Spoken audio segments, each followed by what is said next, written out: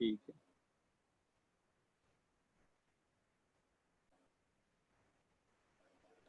ठीक है, तो हम लोग स्टार्ट करते हैं सुडो फोर्स। देखो क्या होता है सुडो फोर्स का मतलब।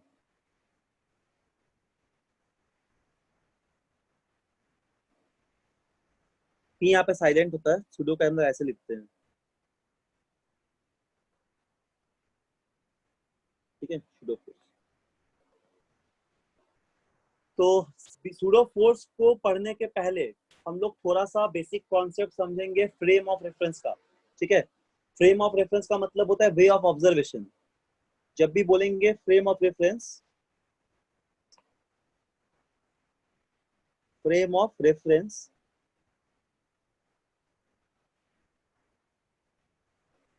इसका मतलब होता है way of observation.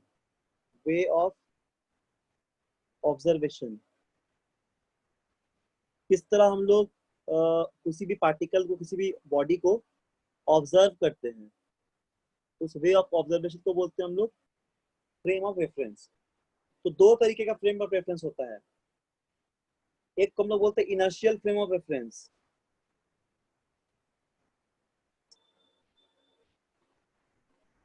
Inertial frame of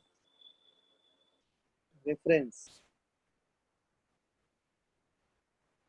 ठीक।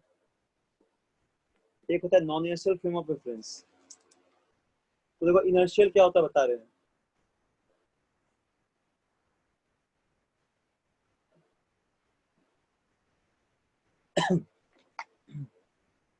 इनर्शियल फ्रेम ऑफ रेफरेंस का मतलब होता है नॉन एक्सीलरेटिंग फ्रेम।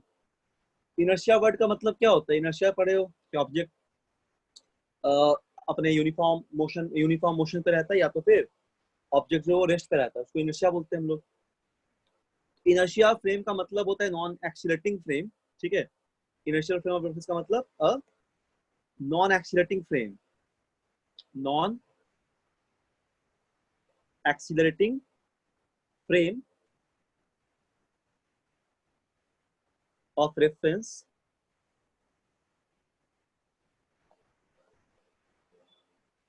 ठीक है, non accelerating frame of reference. ठीक, इसको हम लोग बोलेंगे इनर्शियल फ्रेम ऑफ रेफरेंस। और इस पे क्या हो जाएगा, या फिर ऐसे ही बोल सकते हैं frame of reference. Frame of reference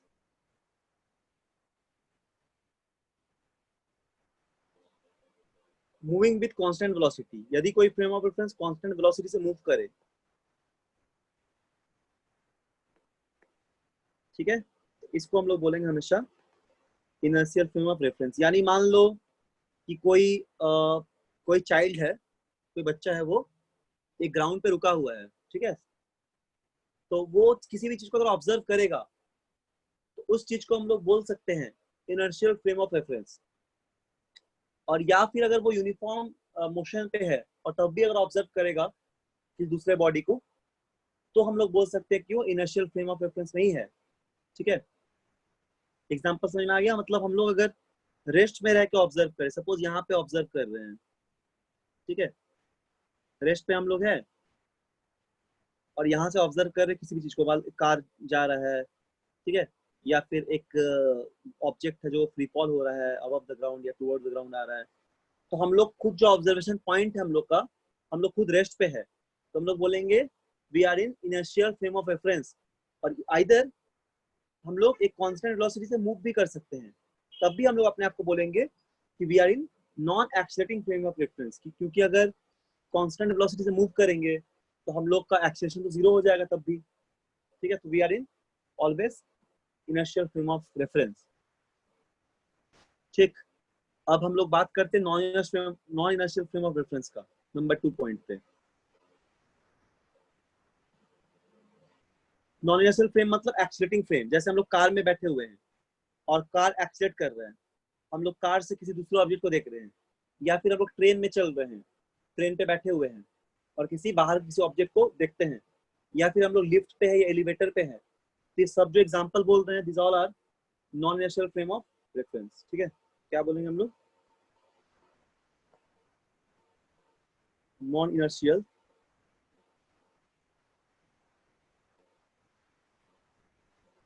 frame of reference.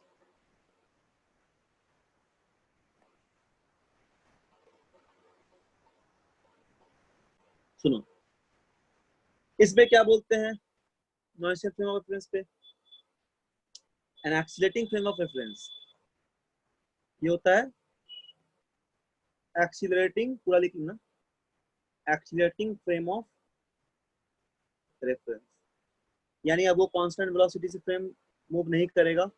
हम लोग ऑब्जर्वेशन कोई चलता हुआ ऑब्जेक्ट पे, मतलब जो कि एक्सीलरेटेड मोशन पे है, उसके थ्रू हम लोग ऑब्जर्व करेंगे। ठीक है, for example we are in car और we are in train, we observe from the train, or the for example suppose a child standing inside the accelerating lift.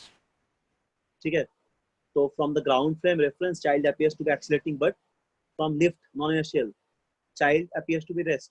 जैसे मान लो एग्जांपल इस चीज को समझो, पूरे एग्जांपल को दोनों का।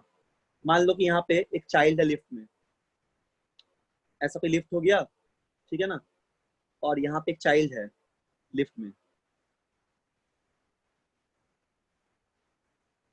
ठीक है, लिफ्ट में यहाँ पे चाइल्ड है सपोज। ठीक है, चाइल्ड है लिफ्ट में ऐसे।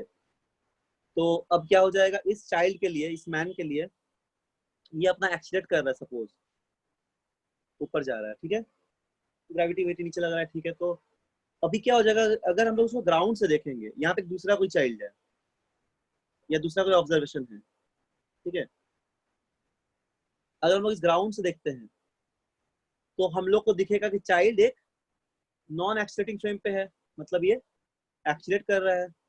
ठीक है, और अगर हम लोग लिफ्ट पे आ गए, यहाँ पे एक चाइल्ड है और एक कोई लिफ्ट पे, या फिर मान लो यहाँ पे कुछ लगा हुआ है, या सपोज कुछ यहाँ पे कुछ हैंग कर दिए हम लोग, और चाइल्ड उस ऑब्जेक्ट को देख रहा है। ठीक है, इसको हैंग कर दिया, उसको चाइल्ड देख रहा है। सपोज कोई बेल लगा दी है समथिंग कुछ, तो क्या लगेगा, चाइल्ड को लगेगा कि बेल रेस्ट पे है ना। या फिर मान लो दूसरा कोई चाइल्ड आ गया उसके साथ, तो लगेगा दोनों रेस्ट पे है, क्योंकि दोनों नॉन एक्सीलरेटिंग फ्रेम पे है। हम लोग क्या है, यहाँ पे एक दूसरा कोई चाइल्ड है, वो ग्राउंड फ्रेम पे है। तो क्या बोलेंगे, सपोज इसको लिखेंगे एग्जाम्पल में, तो इस तरह लिख सकते हैं। क्या बोलेंगे एग्जाम्पल में, इस एग्जाम्पल याद रखना। Suppose a child is standing, आवाज आ रहा है ना सभी को, बोलो। Yes sir. ठीक है, नेटवर्क जाने से बोलना, ठीक, मैसेज कर देना एक बार टेलीग्राम ग्रुप में, पता नहीं चलेगा नेटवर्क कब गया, नेटवर्क चला जाता है कभी कभी। Suppose child is standing inside accelerating lift, inside an accelerating lift. ठीक है, एक्सीलरेटिंग लिफ्ट में एक चाइल्ड है मान लो। From the ground frame of reference, from the ground frame of reference, ground से अगर देखेंगे उसको, मतलब इनर्शियल फ्रेम से।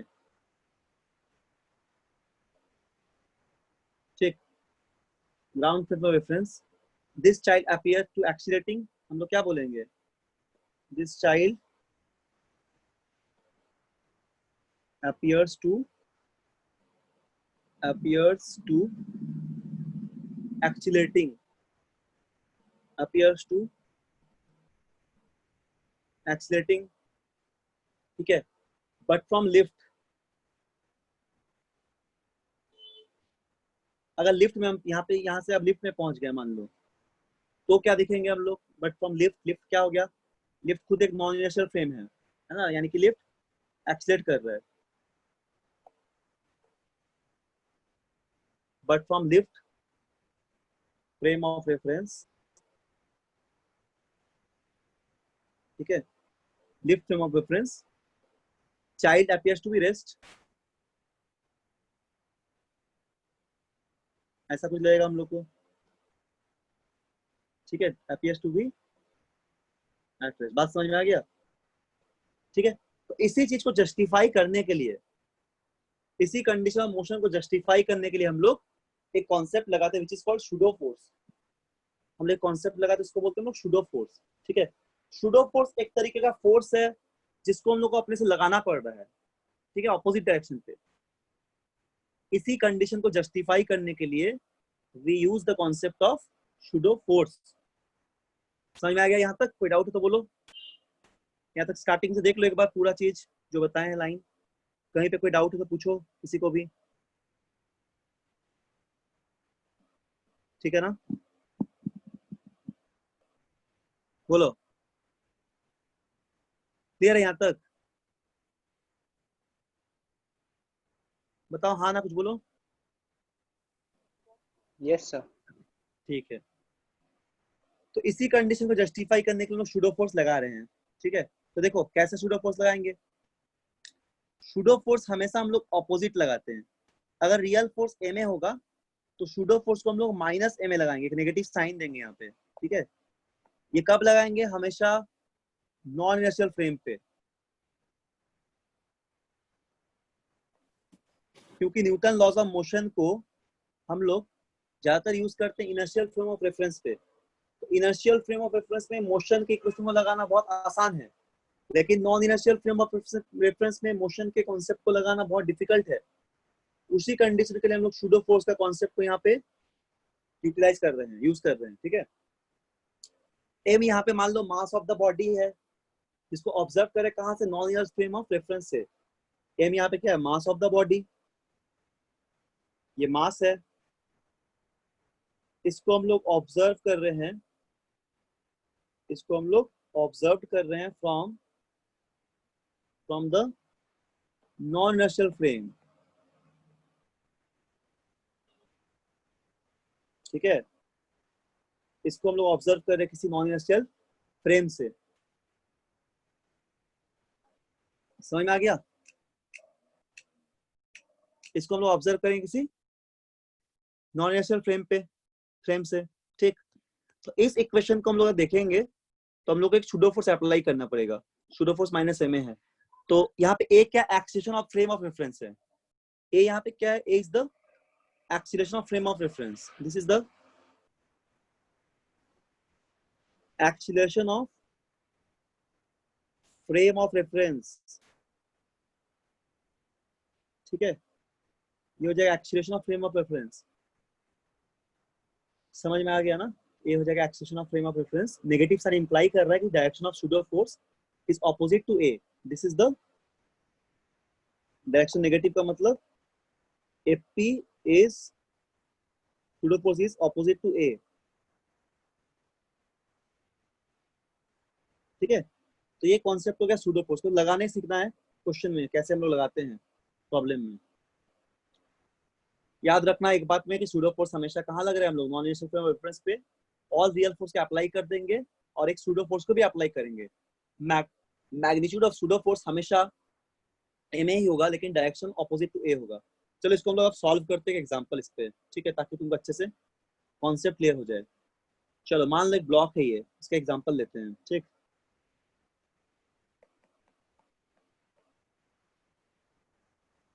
ये सब लिखे हो ना कि नहीं लिखे हो? बोलो, नहीं लिखे हो तो बोलो, इसको इसका टाइम देंगे लिखने का। लिखे हो? बोलो। Yes sir. लिख लिए हो? Yes sir. ठीक है, बता देना। ठीक, कुछ छूट जाएगा तो बोलना, हम स्क्रीन को अरेंज कर देंगे, नहीं तो पता नहीं चलेगा तुम लोग लिखे हो कि नहीं। देखो एक डायग्राम कंसीडर करो सबसे पहले। मान लो एक ब्लॉक है ऐसा। ठीक, इस ब्लॉक का नाम हम लोग ए दे दिए, और जिसका मास एम है उसको हम लोग एक लिफ्ट पे असेंडिंग ऑर्डर पे प्लेस कर रहे हैं। असेंडिंग ऑर्डर मतलब ये ब्लॉक ऊपर जा रहा है लिफ्ट से, इसका एक्सीलरेशन ए नॉट मान लिए। ठीक है, असेंडिंग ऑर्डर में। और ब्लॉक मान लो फ्लोर पे रखा हुआ है, लिफ्ट ऑफ द फ्लोर पे रखा हुआ है। तो यदि तुम इसका फ्री बॉडी डायग्राम बनाओगे कहाँ से? ग्राउंड फ्रेम से। अगर तुम इसका एफबीटी बनाओगे कहाँ से? ग्राउंड फ्रेम से। ठीक है, तो क्या दिखेगा हम लोग को? यहाँ पे दिखेगा ऊपर एक नॉर्मल रिएक्शन लगेगा, क्योंकि लिफ्ट के कांटेक्ट पे है, ऐसा लिफ्ट हो गया मान लो, सरफेस ऑफ द लिफ्ट। नीचे इसका वेट लगेगा mg, सिखाएं ये सब पहले भी, यही लगेगा। ठीक है, कहाँ से देख रहे हैं इसको हम लोग? इसको हम लोग देख रहे हैं फ्रॉम ग्राउंड फ्रेम। यानी कि इनर्शियल फ्रेम से। ये क्या है? ये है एक ब्लॉक जो है प्लेस्ड ऑन लिफ्ट, लिफ्ट के सरफेस पे प्लेस किया गया, असेंडिंग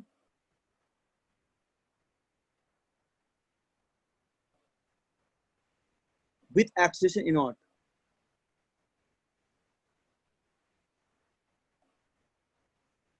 ठीक है, तो यदि तुमको बताएंगे, बोलेंगे कि इसका 3 पॉइंट डायग्राम बनाओ ग्राउंड फ्रेम के रेफरेंस में, तुमको क्या दिखेगा? ऊपर नॉर्मल रिएक्शन लग रहा है, mg नीचे लग रहा है, और total acceleration m a not लग रहा है, a नॉट से ऊपर जा रहा है। तो क्या लिखोगे यहाँ पे? जैसे हम लोग पहले एक क्वेश्चन बनाया था ऑब्जेक्टिव में, n minus m g equal to m A naught, है ना? यानी कि नॉर्मल रिएक्शन बढ़ जाएगा, इसका वेट बढ़ जाता है कोई चीज का, और वेट क्या होता है? Weight measurement of normal reaction होता है। तो g प्लस ए नॉट हो जाएगा नॉर्मल रिएक्शन का वैल्यू, अगर हम लोग इसको ग्राउंड फ्रेम से सॉल्व करेंगे तो। क्लियर? इसी क्वेश्चन को अगर हम लोग एक inertial frame, non inertial frame से करते हैं तो कैसा दिखेगा? देखो, यदि इसको हम लोग नॉन इनर्शियल फ्रेम से ऑब्जर्व करें केस 2 में, देख लो इसको जल्दी। Equal to mg। हाँ बोलो क्या करेंगे? Sir, then if we are observing that block from non-inertial frame, then n is equal to mg will be our equation. Yes, very good, very good, n equal to mg आ जाएगा। तो case 2 में if we consider it from non inertial frame of reference, same block है मान लो यहाँ पे, है ना? ये सेम ब्लॉक है, तो अब इसको तुम कैसे ले रहे हो? नॉन इनर्शियल फ्रेम से ले रहे हो, तो ठीक है, नॉर्मल रिएक्शन तो यहाँ लगेगा ही लगेगा, नीचे वेट भी लगेगा mg। लेकिन इस बार हम लोग इसको रेस्ट मान लेते हैं, क्यों? क्योंकि हम लोग खुद लिफ्ट पे है, तो we are in non inertial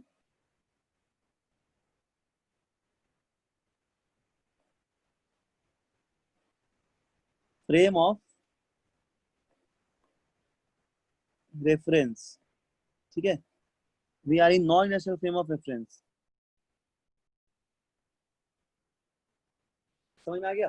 उस समय का इक्वेशन क्या होगा? इसको एन डैश मान लेते हैं इस बार, इनको एन तो वहां पे माने थे, तो इस बार एन डैश का जो वैल्यू है, n dash minus m g, ये 0 आ जा रहा है, यानी कि एन डैश का वैल्यू आ जा रहा है mg। ठीक, जो क्या हो जाएगा, जो अलग हो गया, तो केस 1 और केस 2 में तो डिफरेंस अलग आ जा रहा है, यानी कि एन डैश का वैल्यू n के बराबर नहीं आएगा, ऐसा तो होना पॉसिबल नहीं है, ये एक रॉन्ग मेथड हो गया, है ना? इसका मतलब क्या? Either of equation 1 is wrong और 2 इज रॉन्ग, तो ऑब्वियसली 1 इज नॉट रॉन्ग, यानी कि इक्वेशन 2 इज रॉन्ग। तो दूसरा इक्वेशन क्या है? इट इक्वेशन इज रॉन्ग, ये रॉन्ग हो जाएगा। ठीक है, तो हम लोग को यहाँ पे concept of pseudo force apply करना पड़ेगा। समझ में आ रहा है? बोलो। यहीं पे हम लोग क्या लगा देंगे? Concept of pseudo force, because you are in non inertial frame of reference. तो यहाँ पे हम लोग concept of pseudo force apply कर रहे हैं। कैसे करेंगे? देखो, ब्लॉक ठीक है रेस्ट पे था, और यहाँ पे नॉर्मल रिएक्शन इंडेक्स लग रहा था, यहाँ पे mg लग रहा है, ठीक है, और ये रेस्ट पे था। समझ में आ गया? ये a है। ठीक, सो यहाँ पे क्या हो जाएगा? देखो, n डैश माइनस mg तो तुम रख ही रहे थे, ठीक है, यहाँ पे रख रहे थे पहले, इसको पहले ही यूज कर रहे हो यहाँ पे, तो n डैश माइनस mg, तो तुमको क्या लगाना पड़ेगा? ऑपोजिट डायरेक्शन पे रिजल्टेंट फोर्स का ऑपोजिट डायरेक्शन में एक माइनस एम ए नॉट लगाना पड़ेगा, which is nothing but the pseudo force. This is nothing but the pseudo force F P.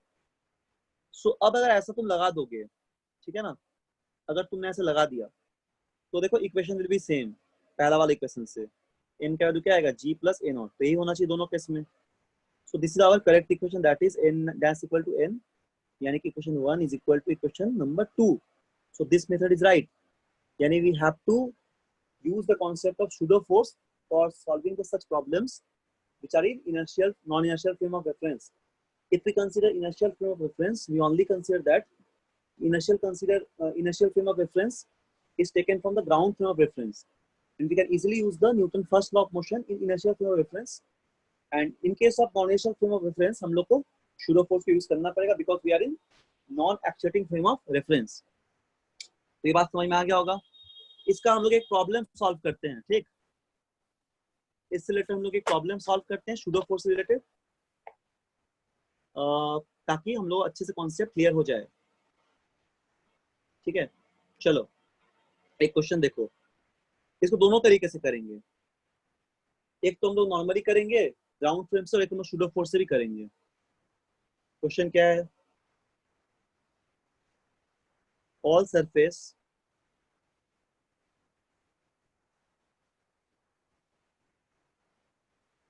Are smooth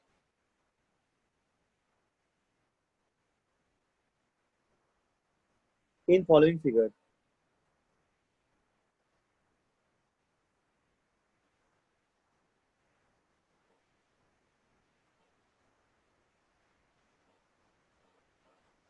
Find f such that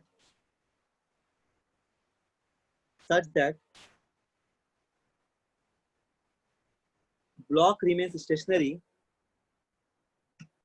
such that blocks remains stationary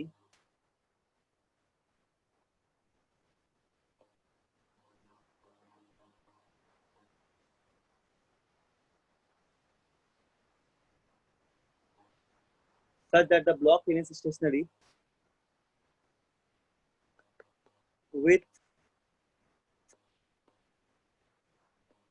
respect to wedge.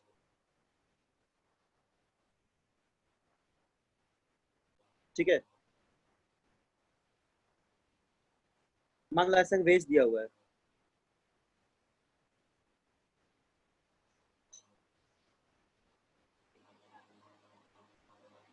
ऐसा veg दिया हुआ है,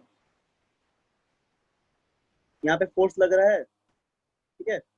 मतलब देखो क्या दिया है, all surface are smooth in following figure, find F such that, F मतलब ये वाला मैग्नीट्यूड ऑफ फोर्स निकालना है, ठीक है ना, मैग्नीट्यूड ऑफ फोर्स निकालना है, such that the block remains stationary. कौन सा ब्लॉक? ये वाला ब्लॉक, यहाँ पे एक जो ब्लॉक है छोटा वाला, ठीक है, with respect to wedge, wedge के रेस्पेक्ट में ये वेज है एक ब्लॉक है, तो वेज मतलब ये वाला इंक्लाइन जो है, ये एंगल थीटा है, इसके रेस्पेक्ट में वेज ताकि स्टेशनरी रहे, तो फोर्स का वैल्यू कितना होगा इसको सॉल्व करना है, ठीक है। इसको हम लोग दोनों फ्रेम से सॉल्व कर सकते हैं। फर्स्ट हम लोग इसको कंसीडर करेंगे, ठीक, फर्स्ट हम लोग कंसीडर करेंगे किससे? With the help of ground frame of reference, and second we will consider with the help of non inertial frame of reference यानी कि सूडो फोर्स, ठीक है। तो पहले बता सकते हो ग्राउंड फ्रेम में कैसे सॉल्व करोगे? देखो पूरे सिस्टम का एक्सेशन कैसे निकालोगे, बोलो कितना होगा, बताओ तो कोई, कितना होगा पूरा सिस्टम का एक्सेलरेशन, बोलो क्या हो जाएगा? Acceleration of block plus wedge, ठीक है। क्या लक्ष्य समझ में आ रहा है? लक्ष्य Yes, sir. ठीक है, ए हो जाएगा कितना? F by m plus m. तो यहाँ पे ए का वैल्यू पूरा ये हो गया, एक्शन मिल गया। इस प्रॉब्लम को दो मेथड से सॉल्व करते हैं। First of all we consider from inertial frame of reference, मतलब ग्राउंड। तो पहला केस क्या लेते हैं? From inertial frame of reference, ठीक है। इसका मतलब हो जाए ग्राउंड फ्रेम। तो ग्राउंड फ्रेम से लेंगे अगर, तो हम लोग एफबीडी अप्लाई करेंगे ब्लॉक का विद रिस्पेक्ट टू ग्राउंड, तो हर एक रियल फोर्स का अप्लाई करेंगे, है ना, रियल फोर्स का अप्लाई करते हैं। तो रियल फोर्स अगर अप्लाई करेंगे तो क्या बोला गया? FBD with respect to ground निकालना है, तो हम लोग सारा रियल फोर्स लगाना पड़ेगा। तो ग्राउंड से ए से मूव कर रहा है, और ब्लॉक क्या हो जाएगा यहाँ पे? ब्लॉक मूव भी करेगा विद एक्शन ए के साथ, लेकिन ब्लॉक वेज के रेस्पेक्ट में रेस्ट पे है।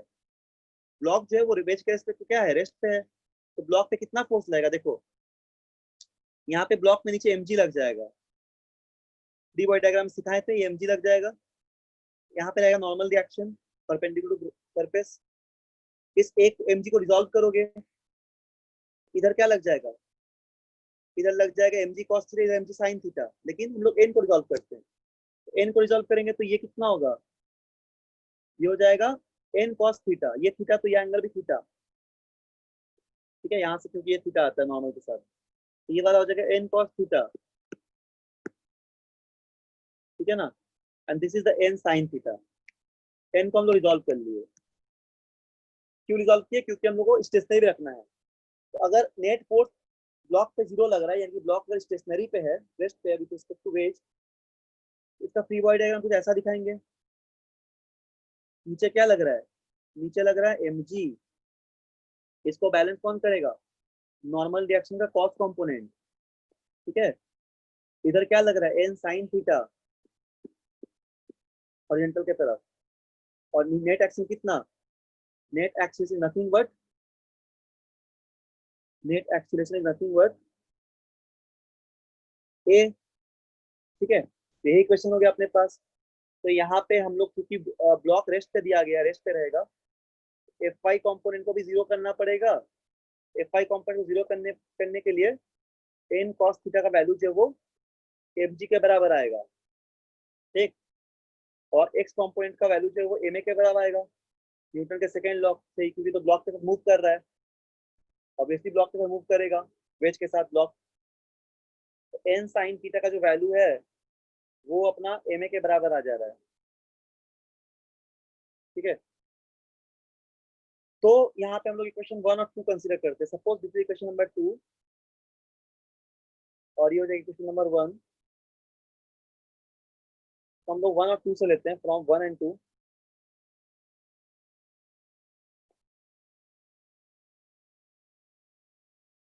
फ्रॉम 1 एंड 2 क्या लिखेंगे, 1 और 2 में लिखेंगे, यहाँ पे हम लोग a का जो वैल्यू होगा 1 2 से क्या लिख सकते हो, सॉल्व करो, n sin theta by n cos theta करोगे तो n tan theta, n cut जाएगा, tan थीटा बचेगा, है ना, डिवाइड दे दो 1 और 2 को, क्या आ जाएगा बोलो, यहाँ पे लिखोगे n sin theta by n cos theta, जिसका वैल्यू कितना आएगा, ma tan by theta. mg, हाँ tan थीटा, है ना। तो यहाँ से ये n कट गया और यहाँ पे mm कट गया, तो यहाँ से लिख दो, sine theta by cos theta tan theta होता है, तो a का वैल्यू आ गया g tan थीटा, तो हम लोग को एक्सेशन मिल गया, ठीक। तो F का वैल्यू क्या था, F का वैल्यू फोर्स हम लोग निकालते हैं, टोटल मास इनटू एक्सीलरेशन, तो टोटल मास इतना हो गया इनटू एक्सेशन का, एक्सेशन का वैल्यू पुट कर दो, बस आंसर आ गया फोर्स का वैल्यू। फोर्स कितना आएगा, फोर्स आएगा अपने पास m plus m into g tan theta, ठीक है। तो this is our answer, clear है, ये हम लोग का आंसर आ जाएगा। तो ये तो हम लोग निकाले फर्स्ट मतलब रूल से, यानी कि ग्राउंड फ्रेम से। इसी क्वेश्चन को हम लोग एक बार बना सकते हैं नॉन इनर्शियल फ्रेम से भी, ठीक है। इसी क्वेश्चन को हम लोग सॉल्व करेंगे एक बार, इसको लिख लो जल्दी से सब लोग,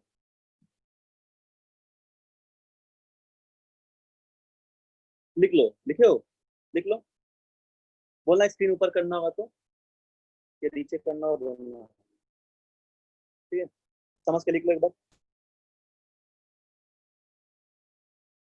इसी को हम लोग एक बार सॉल्व करेंगे with the help of non inertial frame.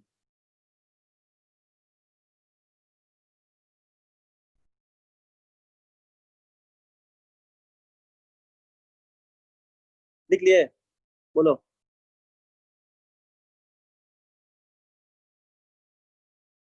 समझ में आ रहा है कि नहीं, बोलो,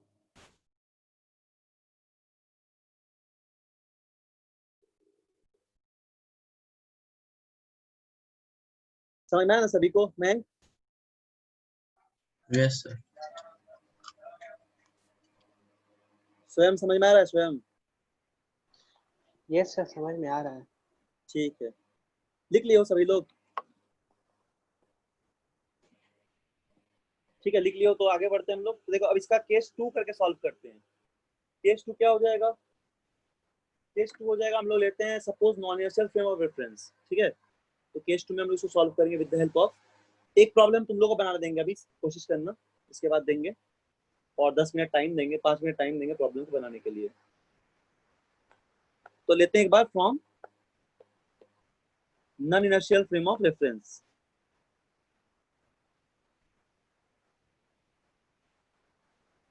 non inertial frame of reference, ठीक है। उस कंडीशन में क्या होगा, A body of block with respect to wedge निकालना पड़ेगा, तो वहां पे रियल फोर्स भी लगा दो और शूडो फोर्स भी लगा दो। तो मान लो ये ब्लॉक था, रियल फोर्स क्या क्या लग रहा था, एन कॉस थीटा को बैलेंस कर रहा था कौन, mg, और इधर एक एन साइन थीटा आ रहा था। लेकिन अब यहाँ पे एक्सटर्नल एक्शन था नहीं, क्योंकि ये रेस्ट पे हो गया। अगर हम लोग वेज में बैठ गए तो ब्लॉक हम लोग को रेस्ट में नजर आएगा। तो इसीलिए ऑपोजिट डायरेक्शन में हम लोग यहाँ पे एक सूडो फोर्स लगाना पड़ेगा, ये वाला ऑपोजिट, जो क्या एफ पी है, जिसका वैल्यू एम ए है। तो दोनों इक्वेशन में वैल्यू सेम ही आएगा। तो यहाँ पे भी न्यूटन के सेकेंड लॉ से नेट फोर्स को क्या करना है, जीरो करना है, और एफ एक्स को भी जीरो करना है, क्योंकि दोनों एक्सेशन बॉडी के अरेस्ट पे था विद रिस्पेक्ट टू वेज। तो यानी कि एन कॉस थीटा का वैल्यू जो है वो क्या हो जाएगा, which is equal to m g, है ना, और एन साइन थीटा का वैल्यू जो होगा वो हो जाएगा एम ए। तो यहाँ से भी सॉल्व करोगे, देखो बस इसका इस कॉन्सेप्ट को यूज किया, ऑपोजिट लगा दिए, है ना, इस कॉन्सेप्ट को हम लोग यूज किए हैं। तो अगर सॉल्व करोगे तो यहाँ से भी एफ का वैल्यू आ जाएगा, लास्ट में सेम वैल्यू आएगा, M plus M into G tan theta. इसका मतलब by both the method answer will be same, ठीक। This is the concept of pseudo force, ये सूडो फोर्स का कॉन्सेप्ट यहाँ पे, ठीक है, समझ में आ गया। और दोनों से आंसर क्या आ जाएगा, आंसर दोनों से सेम आ जा रहा है, ठीक है, दोनों से आंसर क्या हो जाएगा, आंसर दोनों से सेम आ जा रहा है, ठीक है, तो both answer will be same. चलो अब तुम लोग एक क्वेश्चन देते हैं, टाइम देते हैं, तब तक बनाओ, 5 मिनट बाद हम पूछेंगे, एग्जैक्टली 5 मिनट बाद, ठीक। अभी बज रहा है time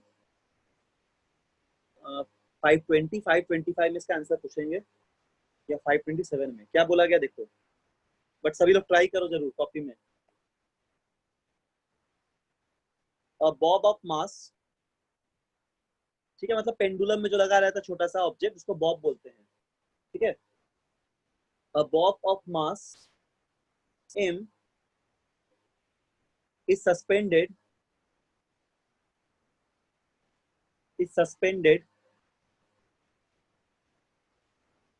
from the ceiling, from the ceiling of a train। एक ट्रेन के सीलिंग पे एक पेंडुलम लगा हुआ है, ट्रेन, ठीक, moving with an acceleration, train moving with an acceleration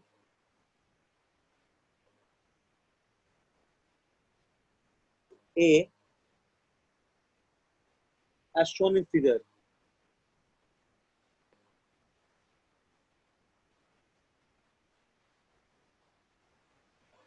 Figure. Find angle theta. Find the angle theta in equilibrium position।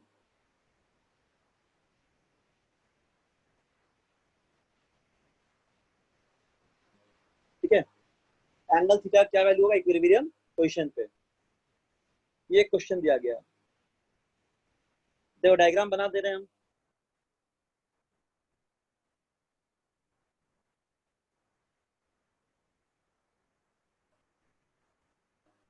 ऐसा मतलब ट्रेन है, ठीक है,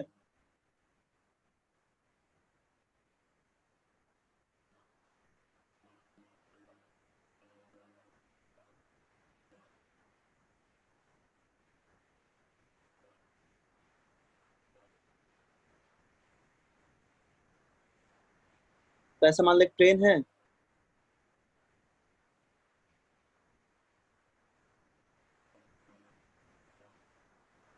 ठीक है, ऐसे एक ट्रेन है, ये मूव कर रहा है, ठीक है ना।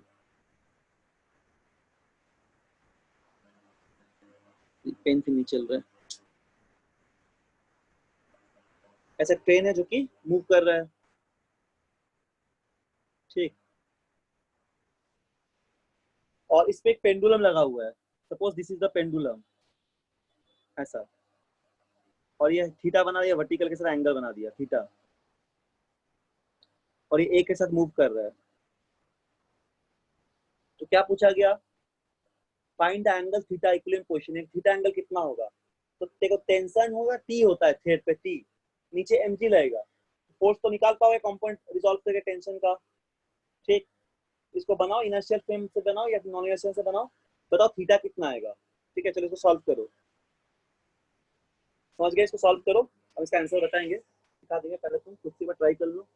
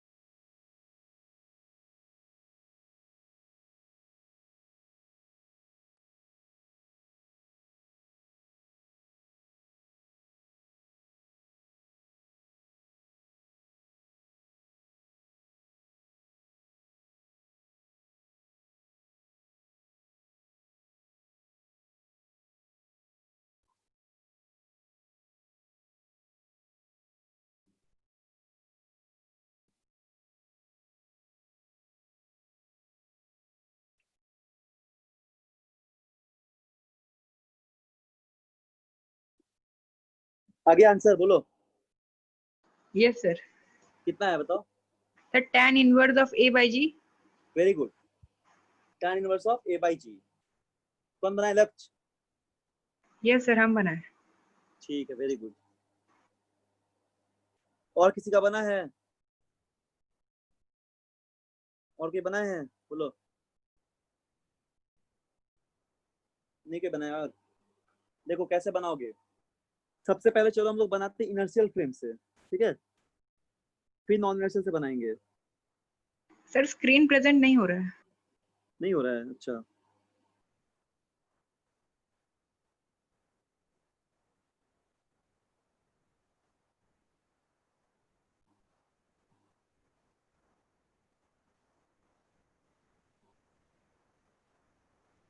पहले इसको हम लोग बनाते हैं इनर्शियल फ्रेम से। यदि इनर्शियल फ्रेम से बनाओगे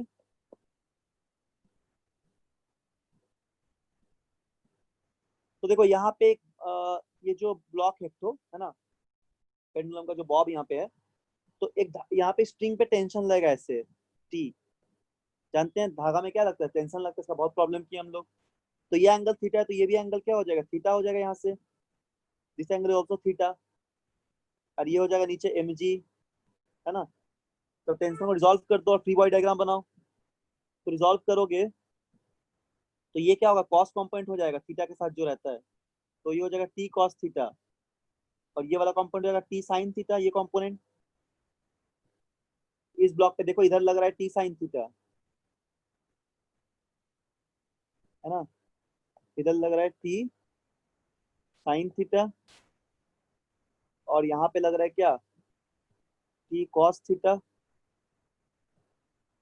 और नीचे क्या लग रहा है mg।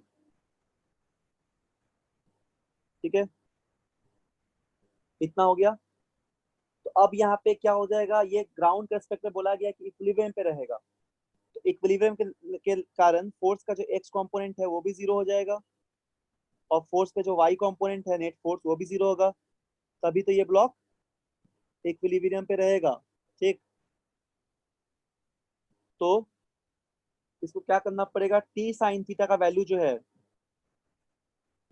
वो हम लोग का ma के बराबर आएगा, क्योंकि ट्रेन तो एक्सीलरेट भी कर रहा है, नेट फोर्स न्यूटन का सेकंड लॉ से total force equal to mass into acceleration x component, और y कंपोनेंट का जो इक्विलिब्रियम वहां पे t cos थीटा का वैल्यू जो है अपने पास mg के बराबर आएगा। तो इक्वेशन को डिवाइड दोगे अगर 1 और 2 को, मतलब 1 को 2 से डिवाइड कर दोगे तो क्या मिल जाएगा, tan थीटा का वैल्यू मिल जाएगा a बाई जी, है ना, a बाई जी हो जाएगा tan थीटा का वैल्यू, इसलिए थीटा इक्वल टू होगा tan inverse a by g. समझ में आ गया सभी को? So this is our answer.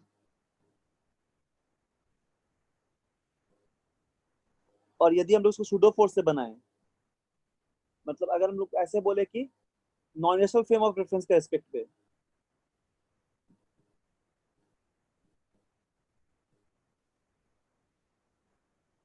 Non inertial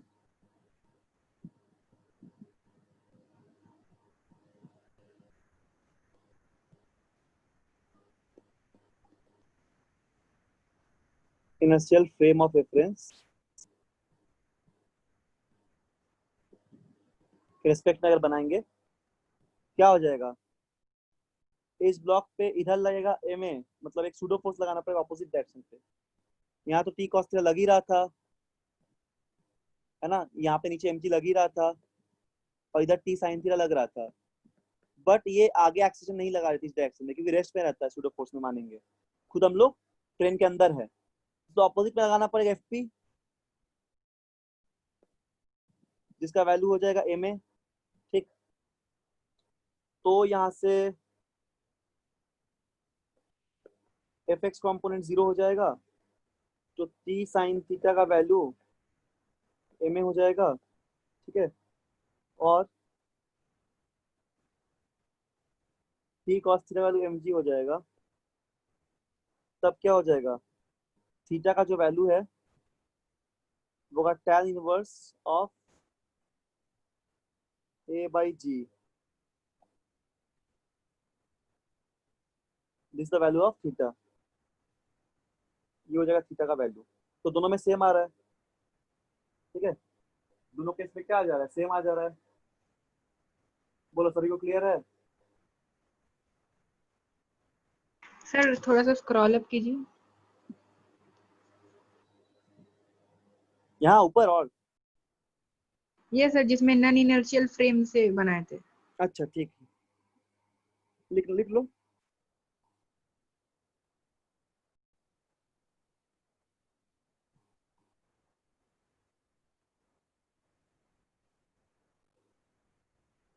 चलो फ्रिक्शन थोड़ा सा तुम लोग बता देते बेसिक कॉन्सेप्ट। ठीक है, सर नॉन इनर्शियल फ्रेम में t sin theta is equal to ma कैसे आया? टी साइन थीटा ma क्यों आया, yes sir non inertial frame में। इनर्शियल फ्रेम में ट्रेन ऐसे चल रहा था, बता रहे हैं, इनर्शियल फ्रेम में ट्रेन इधर चल रहा था, अब नॉन इनर्शियल फ्रेम में तुम यहाँ पे अंदर रहोगे तो तुमको तो ये पेंडुलम क्या दिखेगा, रेस्ट पे दिखेगा, ट्रेन के साथ मूव करता हुआ नहीं दिखेगा, है ना। तो इसलिए हम लोग को अपोजिट डायरेक्शन में एक सूडो फोर्स लगाना पड़ेगा। रियल फोर्स तो इधर नहीं दिख रहा है हम लोग को अंदर लगता हुआ, बस टी साइन थीटा दिख रहा है, तो ये वाला हम लोग अपोजिट डायरेक्शन में फोर्स लगाते हैं, which is called pseudo force, अपने से लगाएंगे। वही ना कॉन्सेप्ट सूडो फोर्स का, हम लोग अपने से ऑपोजिट बोल दिया sir, sorry sir, inertial frame में। इनर्शियल में कैसे हुआ पूछ रहे हो? यस। ये ट्रेन का एक्शन दिया हुआ आगे बढ़ता हुआ, तो नेट फोर्स क्या होता है न्यूटन के सेकंड लॉ से? नेट फोर्स होता है मास इनटू एक्सीलरेशन, तो इधर का नेट फोर्स तो यही है सिर्फ T sine theta, which is nothing but mass into acceleration. ठीक है, बोलो यस सर। क्लियर है? ठीक, चलो अब थोड़ा सर कॉन्सेप्ट फ्रिक्शन का भी बता देते हैं। और किसी को कुछ पूछना है बोलो। Yes sir. कोई डाउट है किसी को? बोलो जल्दी। नहीं डाउट है?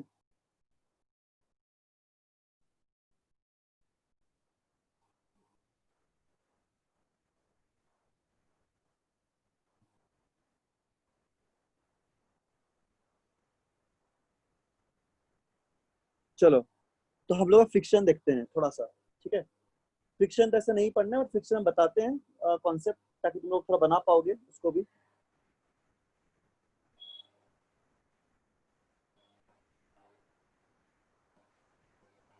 फ्रिक्शन,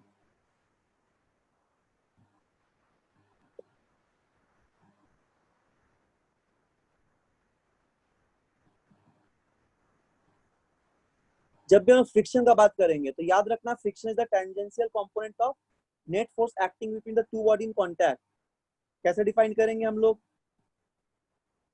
फ्रिक्शन को? It is the tangential component,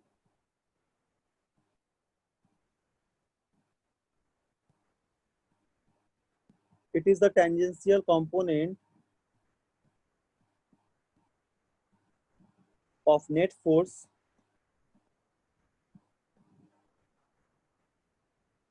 ठीक है, नेट फोर्स F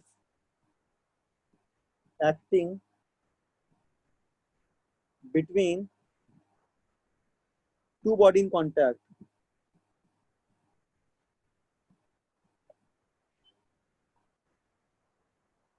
ठीक है ना? यानी कि अगर दो बॉडी आपस में कांटेक्ट पे है तभी फ्रिक्शन फोर्स लगेगा, और फ्रिक्शन फोर्स एक टेंजेंशियल कंपोनेंट होता है। ठीक है, जब भी ये लगेगा तो टेंडेंसी ऑफ रिलेटिव मोशन जब भी होगा तभी फ्रिक्शन लग सकता है। और फ्रिक्शन क्या कर सकता है? टेंडेंसी ऑफ रिलेटिव मोशन को स्टॉप भी कर सकता है। तो टेंडेंसी ऑफ रिलेटिव मोशन क्या होता है? स्टैटिक फ्रिक्शन लगेगा जब टेंडेंसी ऑफ रिलेटिव मोशन रहेगा, मतलब अगर टेंस रहेगा, और एक्चुअल रिलेटिव मोशन अगर रहेगा तो काइनेटिक फ्रिक्शन रहेगा। तो क्या बोले? यदि there is tendency of relative motion, मतलब रिलेटिव मोशन होने का टेंडेंसी है,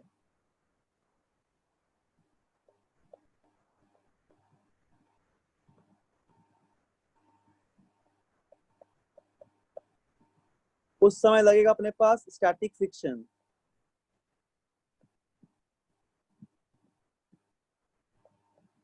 ठीक है, और जब हम लोग मतलब एक्चुअल रिलेटिव मोशन हो रहा है, when actual relative motion takes place,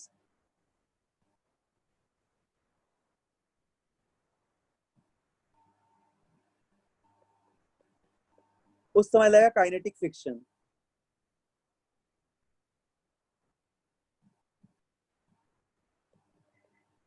ठीक है, उस समय लगेगा काइनेटिक फ्रिक्शन। तो अदर फोर्स की तरह फ्रिक्शन फोर्स भी क्या करता है? पेयर पे लगता है, यानी कि फ्रिक्शन फोर्स भी हमेशा दो डिफरेंट बॉडी पे लगेगा, इक्वल ऑपोजिट एक्ट करेगा हमेशा। फ्रिक्शन फोर्स भी हमेशा पेयर पे लगता है। ठीक, समझ में आ रहा है कुछ पॉइंट्स इसके रिलेटेड? दूसरे फोर्स की तरह फ्रिक्शन फोर्स भी ऑलवेज एक्ट इन पेयर। अच्छा, और एक पॉइंट याद रखना, देखो स्टैटिक फ्रिक्शन जो था सेल्फ एडजस्टिंग होगा, हर वैल्यू को स्टैटिक फ्रिक्शन मत बोलना। Static friction is always self adjusting, बाकी फ्रिक्शन सेल्फ एडजस्टिंग नहीं होता है।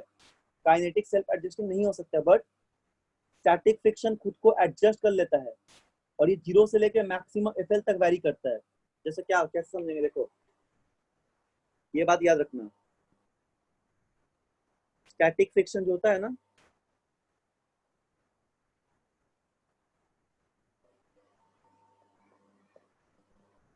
is always self adjusting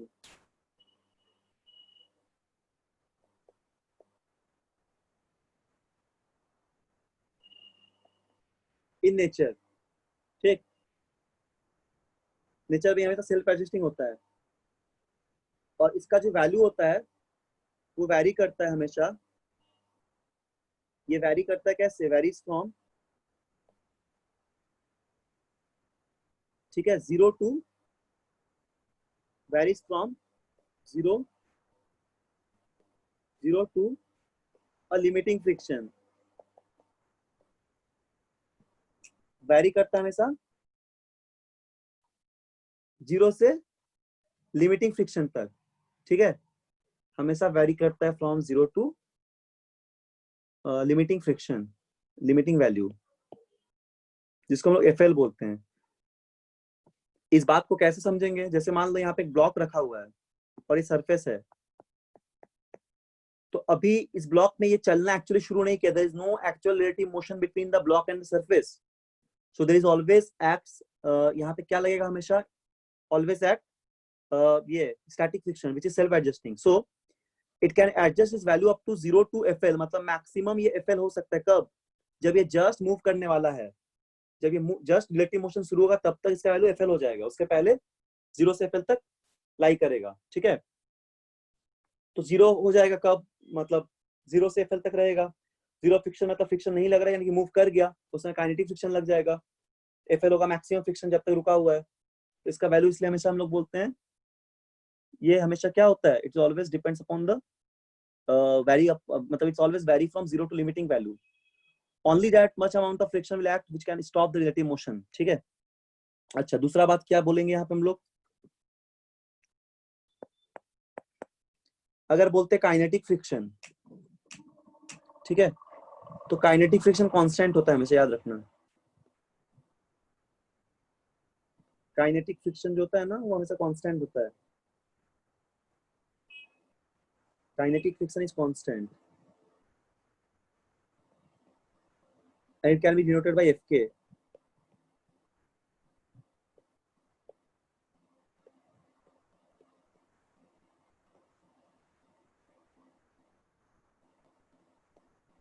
इसको Fk से नोट करते हैं हम लोग, Fk, ठीक है।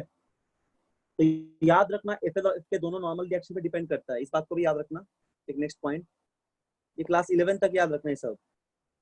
Fl जो होता है वो भी प्रोपोर्शनल होता है नॉर्मल रिएक्शन से, और Fk जो होता है वो भी डिपेंड करता है नॉर्मल रिएक्शन पे।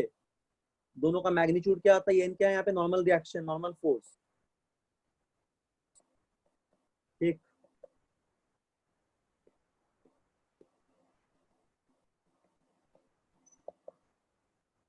Fk का Fl का वैल्यू भी हो जाएगा क्या? जब कांस्टेंट प्रोपोर्शनलिटी हटाते हैं तो एक कांस्टेंट देंगे, उसको बोलते हैं म्यू एस इंटू एन, जहां पे हम लोग म्यू एस को बोलते हैं कोफिशिएंट ऑफ स्टैटिक फ्रिक्शन। याद रहेगा वैल्यू सब, इसको बोलेंगे कोफिशिएंट ऑफ स्टैटिक फ्रिक्शन। तो ये वैल्यू को याद रखना अच्छे से, ठीक है। सिमिलरली अगर हम लोग कंसीडर करेंगे एफ के वैल्यू को, it can be write as mu k into n, where mu k is known as coefficient of kinetic friction, ठीक है ना। मतलब यदि एक्चुअली रिलेटिव मोशन होगा, ये सब बात समझो, अगर रियल में दो ऑब्जेक्ट के बीच में रिलेटिव मोशन हो रहा है तो काइनेटिक फ्रिक्शन लगेगा, अगर रिलेटिव मोशन नहीं हो पा रहा है तो स्टैटिक फ्रिक्शन लगेगा, ठीक है। समझ में आ गया? स्टैटिक फ्रिक्शन लगेगा, ठीक है ना। तो चलो एक क्वेश्चन करते हैं छोटा सा, उसके बाद ठीक है, उसके बाद छोड़ देंगे, फिर हम लोग वर्क के चैप्टर पढ़ेंगे अगले क्लास में। एक फ्रिक्शन कुछ बेसिक डिस्कस कर लिए। देखो, जैसे मान लो एक ब्लॉक है, ठीक है, ये कोई ब्लॉक हो गया, और यहाँ पे हम लोग कोई सरफेस ले रहे हैं, ठीक है। तो इस ब्लॉक पे क्या लग रहा है? एक एफ लग रहा है मान लो, और ये रफ सरफेस है, ठीक है, रफ सरफेस है। तो ऊपर तो नॉर्मल रिएक्शन लगेगा नीचे एमजी लगेगा, कांटेक्ट पे ऑब्वियसली नॉर्मल रिएक्शन लगेगा, नीचे क्या लगेगा? एमजी लगेगा। अब बोला जा रहा है कि suppose a block of mass K is placed on a rough surface and horizontal force F is applied on the block as shown in the figure.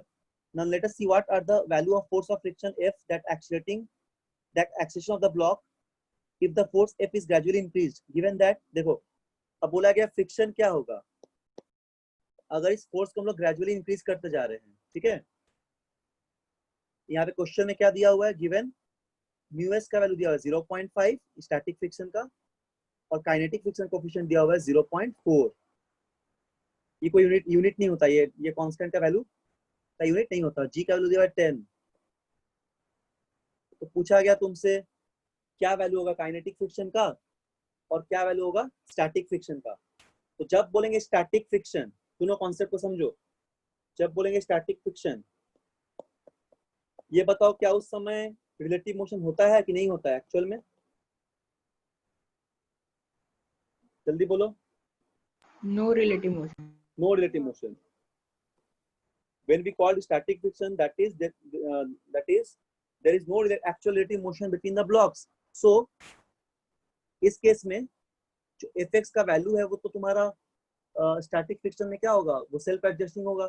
अच्छा, और y कंपोनेंट क्या हो जाएगा, n minus m g equal to 0, क्योंकि n m को balance कर दे रहा है, यहाँ पे दिख रहा है ना, तो इसलिए नॉर्मल रिएक्शन का वैल्यू mg आ गया, ठीक है। तो नॉर्मल रिएक्शन का mg आ गया, मतलब कितना, m का 1 kg और g का 10, तो नॉर्मल अपने पास 10 न्यूटन आ गया। अब तो स्टैटिक फ्रिक्शन डायरेक्ट निकाल सकते हैं। स्टैटिक फ्रिक्शन जो होगा एफएल का मिनिमम मतलब लिमिटिंग फ्रिक्शन का वैल्यू क्या होगा, म्यू एस इनटू एन। तो म्यू एस का वैल्यू दिया हुआ है 0.5 और एन का वैल्यू 10, तो आएगा 5 न्यूटन। देखो ज्यादा वैल्यू आया स्टैटिक फ्रिक्शन का। और मान लो फोर्स को ग्रेजुअली बढ़ा दिया गया, काइनेटिक फ्रिक्शन क्या हो जाएगा, एफ के इक्वल टू म्यू के इनटू एन। तो म्यू के कितना अपने पास, म्यू के है 0.4 into 10 which is 4 Newton. So this is the static, this is kinetic. तो क्या दिख रहा है, obviously static friction is greater than kinetic friction, है ना, क्योंकि static friction थोड़ा ज्यादा होगा kinetic friction से, उससे भी कम होगा rolling friction, ठीक है ना, static थोड़ा ज्यादा होता है kinetic से।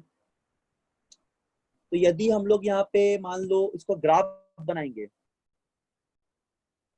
यदि हम लोग ग्राफ बनाएंगे, फोर्स को ग्रेजुअली इंक्रीज करते रहे और फ्रिक्शन जो है बढ़ता गया, फोर्स को 2 न्यूटन किया तब भी फ्रिक्शन बढ़ा, 3 न्यूटन 5 न्यूटन इस तरह करते गए, तो काइनेटिक फ्रिक्शन बढ़ता जा रहा है ना। काइनेटिक फ्रिक्शन मतलब ब्लॉक मूव करता रहेगा।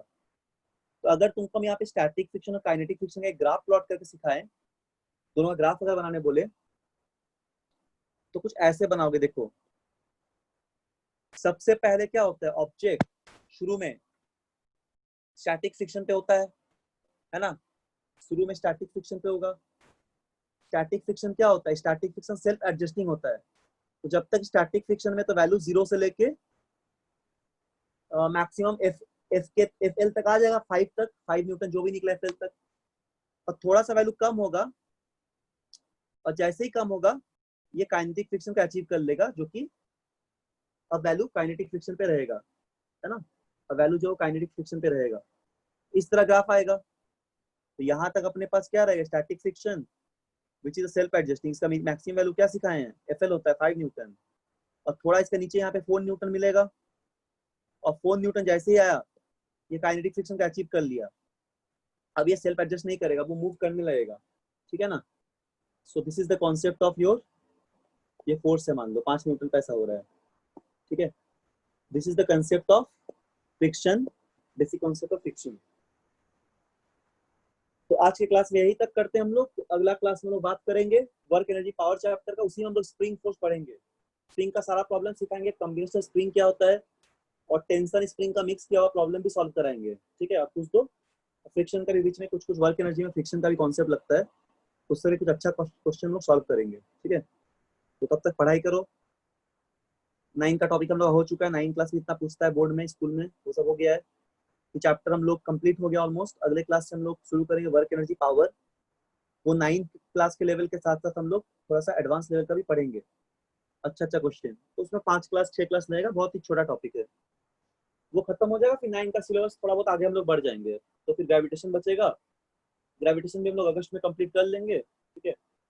और हो सके सितंबर तक हम लोग पूरा 9 का जो सिलेबस है कंप्लीट कर लेंगे अच्छे से, साउंड बचेगा उसके बाद। साउंड है ना इनमें, साउंड ही, हाँ साउंड ही तो है। तो चलो आज यहीं तक है, उसके बाद अगला क्लास में लोग बात करते हैं। कुछ पूछना है किसी को, बोलो। सर ग्राफ में एक्स एक्सिस पे टी लिखे थे क्या? ग्राफ में कहाँ पे बताओ? एक्स एक्सिस पे टी लिखे हैं। नहीं ये फोर्स है, 5 लिखे, अच्छा ये 5 लिखे हैं, 5 न्यूटन फोर्स पे आ रहा था ना, और सर एक्स एक्सिस बता दे रहे हैं ये 5 होगा, ठीक। एक्स पे यहाँ पे लिखे हैं फ्रिक्शन का वैल्यू एफ, तो फ्रिक्शन का एफ एल आ गया, फिर एफ के आ गया, इसमें एफ लिए हैं वाई एक्सिस पे, इधर हम लोग फ्रिक्शन को लिए हैं एफ को, इधर हम लोग लिए हैं फोर्स को, ये फोर्स का वैल्यू 5 न्यूटन है, यहाँ पे एफ एफ एल है, यहाँ पे एफ के है, ये 5 है, ये 4 है, ठीक है। और कुछ पूछना है किसी को, बोलो। सर फ्रिक्शन लिमिटिंग फ्रिक्शन से काइनेटिक फ्रिक्शन में इंस्टेंटली चेंज हो जाता है। हाँ इंस्टेंटली चेंज होगा, जैसे ही फोर्स बढ़ाते रहेंगे, मान लो कि एक ब्लॉक है रखा हुआ, इसको हम ऐसे भी समझ सकते हैं, कोई ब्लॉक है ना, ऐसा ब्लॉक हो गया, हम लोग यहाँ पे फोर्स अप्लाई कर रहे हैं, ये फ्रिक्शन यहाँ पे लग रहा है, तो फ्रिक्शन क्या करेगा, फोर्स को बैलेंस करता रहेगा, मतलब फ्रिक्शन ज्यादा है, तो फ्रिक्शन ज्यादा है तो हम जितना भी पुल करे ब्लॉक आगे नहीं बढ़ेगा। अब सडनली फोर्स को बढ़ाते जा रहे हैं, बढ़ाते जाते हैं, एक ऐसा टाइम आएगा कि फ्रिक्शन, स्टैटिक फ्रिक्शन को ओवरकम करके तुरंत ये काइनेटिक फ्रिक्शन में पहुंच जाएगा, तो जैसे ही काइनेटिक फ्रिक्शन में पहुंच गया, वो सेल्फ एडजस्ट नहीं कर पाएगा, वो चलता रहेगा, अब तो ब्लॉक मूव करेगा। और स्टैटिक फ्रिक्शन में क्या होगा, जीरो, पहले फ्रिक्शन धीरे धीरे बढ़ता जा रहा है, बढ़ता जा रहा है, बढ़ता जा रहा है, तो एक लिमिटिंग वैल्यू आएगा, लिमिटिंग के वैल्यू के बाद सडनली क्या होगा, काइनेटिक में बदल जाएगा, जैसे फोर्स को हम लोग इंक्रीज करते रहेंगे। समझ में आ गया, बोलो। और सर सर इंक्रीजिंग ग्राफ और कांस्टेंट ग्राफ के बीच में सर कर्व बना है कि स्ट्रेट लाइन है? ये एक सडनली ब्रेक दिखा दो ना यहाँ पे, ऐसा जर्क मतलब ब्रेक टाइप का, कर्व यानी कि छोटा सा ऐसा ब्रेक दिखा दो, ऐसा ड्रॉप कर रहा है, ऐसा कर्व, स्ट्रेट लाइन, ये कर्व ऐसा मतलब एक ब्रेक दिखा दो, ऐसा ब्रेक डाउन टाइप का दिखा दो, ऐसे ड्रॉप कर जा रहा है, कर्व भी बना सकते, स्ट्रेट लाइन भी बना सकते, छोटा सा बनाओ, स्ट्रेट लाइन ही बना लो ऐसे, ठीक है। सडनली ड्रॉप कर रहा है, तो कुछ पॉइंट नॉन लीनियर हो सकता है, 0.1 0.2 के डिफरेंस में, इसलिए थोड़ा हल्का सा रफली ऐसे ड्रॉप दिखाएंगे, ड्रॉप कर रहा है। और कोई डाउट किसी को, बोलो। कुछ पूछना है, कोई डाउट है? नहीं, ठीक है, चलो फिर हम लोग अगला क्लास में वर्क एनर्जी वाला चैप्टर पढ़ेंगे।